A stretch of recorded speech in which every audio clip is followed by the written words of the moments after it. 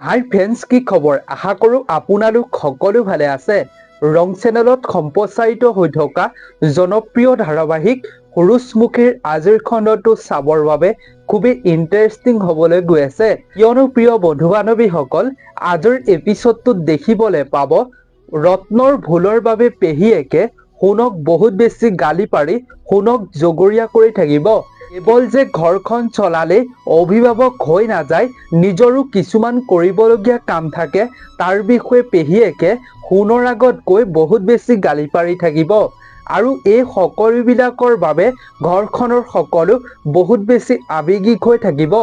আজিৰ খণ্ডটোত ৰত্নই পেহীয়েকৰ আগত মই কৰা ভুলৰ বাবে যে তুমি সোণদাক জগৰীয়া কৰি আমাৰ মাজত বিভেদৰ সৃষ্টি কৰিবলৈ চেষ্টা নকৰিবা, তাৰ বিষয়ে কৈ থকা দেখিবলৈ পাব। আৰু তেতিয়া পেহীয়েকে মই যে তহঁতৰ মাজত বিভেদ টানিবলৈ চেষ্টা কৰা নাই, মাত্ৰ কথাখিনিহে তহঁতক বুজাবলৈ চেষ্টা কৰিছোঁ, তাৰ বিষয়ে কৈ থকা দেখিবলৈ পাব। আৰু আজিৰ খণ্ডটোত এই ঘটনাটোৰ বাবে পৰিও বহুত বেছি আৱেগিক হৈ পৰিব আৰু পেহীয়েক আৰু ৰত্নক বহুত বুজাবলৈ চেষ্টা কৰা আজিৰ খণ্ডটোত দেখিবলৈ পাব।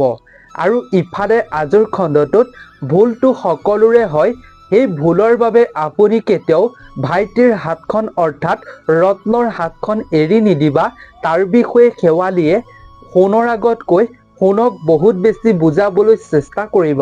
এইবাবেই আজিৰ এপিছডটো চাবৰ বাবে খুবেই ইণ্টাৰেষ্টিং হ'বলৈ গৈ আছে।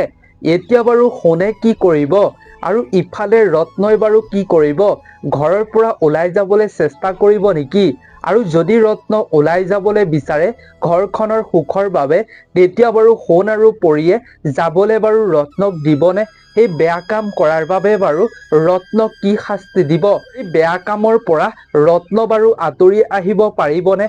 সোণ আৰু পৰীয়ে বাৰু ৰত্নক সেই বেয়া কামৰ পৰা আঁতৰ কৰি আনিব পাৰিবনে? এই সকলোবিলাক জানিবলৈ চাওক সূৰুযমুখী ধাৰাবাহিকখনৰ আজিৰ দেখাব লগা এপিছডটো।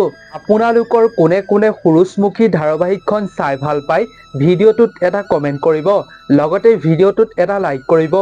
এনেধৰণৰ ভিডিঅ'সমূহ পাই থাকিবৰ বাবে এই চেনেলটো ছাবস্ক্ৰাইব কৰি ছাইডত থকা ঘণ্টাৰ দৰে আইকনটো অল কৰি ৰাখিব বুলি আশা কৰিলোঁ। তেন্তে নতুন এটা ভিডিঅ'ত সকলোকে লগ পাম। আজিৰ ভিডিঅ'টোৰ পৰা বিদায় লৈছোঁ। ধন্যবাদ।